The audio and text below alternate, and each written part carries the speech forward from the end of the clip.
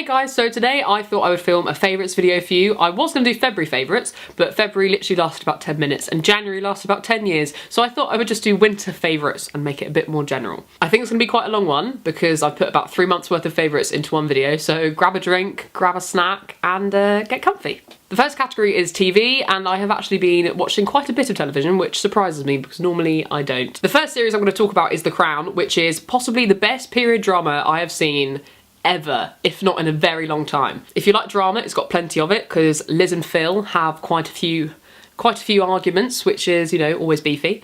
I don't think I've ever described the royal family in such colloquial terms before. It's really dramatic, it's really well done. Apparently, it cost £10 million an episode to make. Mind blown, right? That's crazy money. If you're like me and don't, you know loads about the royal family, you'll find this really interesting because there's so many things that I didn't even know happened, like so many little dramas that aren't spoken about now that were definitely spoken about then, so give it a watch to find out all the juicy goss about the Windsors. The second TV show that I've only watched 3 episodes of so far, but is absolutely incredible, is The Marvellous Mrs. Maisel, which was on Amazon Prime. Not much I can say without giving it away, so just go and watch it because it's great. It's funny. It's just really good. That was the worst description of a TV series ever. This next one is really good. It's more like crimey and gritty than the other two. It's on Netflix, there's 8 episodes, and it's called Manhunt the Unabomber, and it's based on a true story. I studied forensic linguistics last term, and forensic linguistics is the study of language in crime and like police things. What do you call them? Like investigations and stuff. I'm really doing well at this description, guys. It's based around this guy who was the first forensic linguist because they'd never had them before. I don't think he was even called a forensic linguist when he was there, but he studied this person's manifesto and essentially has to prove that the person that did all this crime is the person that wrote the manifesto. It is so interesting. There's so many linguistic-y words that I'm just like, I know what that is, I know how that works. Moving on to films, there have also been quite a few films in the last few months that I've been loving, and I have to start by saying The Greatest Showman, because what kind of musical nerd would I be if I didn't say The Greatest Showman first? The music is insane, and it's written by the same people as La La Land and the new Aladdin film that's coming out. It's literally incredible. Some of the singing is just goals. I went to a sing-along version with my show choir society the other day and it was just absolute ultimate goals. I really cannot recommend it enough. This sun is really annoying me. I think I might have to close the curtain even more. Oh no, now it looks really dark. The problem with filming in front of a window and relying on natural light is when the sun comes out, you've got a bit of an issue. The next category, bit of a random one, is drinks.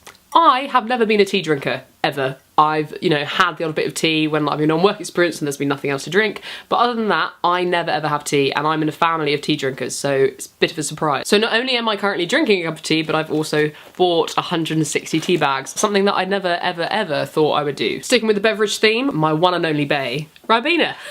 I'm obsessed with Ribena. My grandmother knows this, so whenever I see my grandmother, bless her, she gives me a bottle of Ribena. So I've got a couple sat down in my room just waiting to be used. Ribena is where it is at. If I ever make it where I get sponsored for videos, Ribena, hit me up. Hashtag not spawn, but hashtag would like to be spawned by Ribena. The next section is trips, and although I haven't been abroad, I have been away. So in January, I went to Dorset with my family, and I love Dorset. I think it's such a beautiful part of the country. And we went last January as well, so I really hope it becomes a tradition because I really, really enjoyed it. We went to where Broadchurch was filmed, and my sister and I were fangirling very much. Even though we've been there before, this time it was not raining, so it was nice to actually experience the Broadchurch cliff and take photos as if we were Miller and Hardy, and it was a great time. Cardiff is a place that I've recently visited for the first time. I went for New Year's with a couple of friends because one of my friends goes to uni in Cardiff, and I also visited said friend for her 21st in February, and both trips were incredible. I thoroughly enjoyed them. Cardiff seems just so much fun. Like, we went to a pub to watch the England-Wales match, obviously wearing our England shirts, much to the dismay of some of the members of the pub, but England won, so it was fine. Another trip I went on was up to Loughborough to visit a friend who goes to uni there, and I've known her for about 15 years. 15 years too long, eh, Hannah? And that was a really, really fun trip. We don't get to spend much time together because obviously we're both at uni and we're both very, very busy people, so texting is even very hard. So it was really nice to spend some time together. I'm trying really hard to stay nice because our friendship's very sarcastic, so she's probably very confused why I'm being so lovely on this video. So, love you, Hannah. The next category is music, and I've been loving so much music over the last few months, it's insane. So I'll be really, really quick and try and get through these as quick as possible. Obviously, the first one is The Greatest Showman. The music is great, as I said earlier, so definitely check out the album. Some of my favourites include The Other Side, obviously This Is Me, Million Dreams. I'm basically naming the entire album, so basically go and listen to the soundtrack because it's great.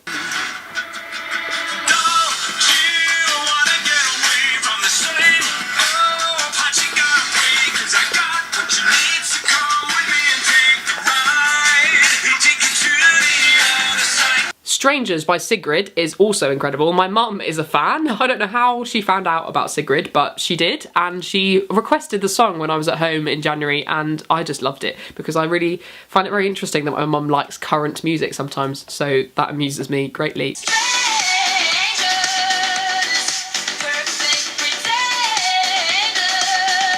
The next one I saw as an advert on the Instagram stories, and clearly those work because it has become one of my favourites over the last couple of months, and it is Sober by Tom Grennan. It is a great song. I would highly recommend you listen to it.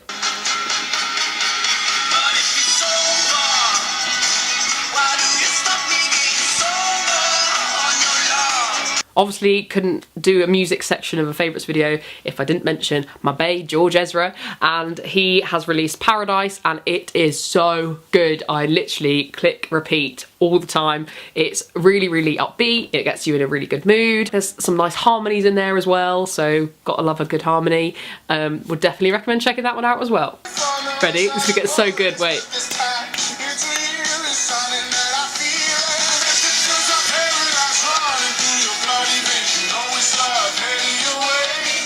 I can't dance. There's literally so many songs. I'm trying to plough through these as quick as possible. Also recently discovered Death of a Bachelor, the album by Panic at the Disco. I've never really listened to Panic at the Disco. I don't know where I was in my youth, but I for some reason just didn't listen to them. A couple of tunes on there, because apparently I'm an 80-year-old grandmother and I can't, you know, I'm not really down with the kids. So it's a great album, would highly recommend. A couple of years late to the bandwagon, but hey, better late than never, eh?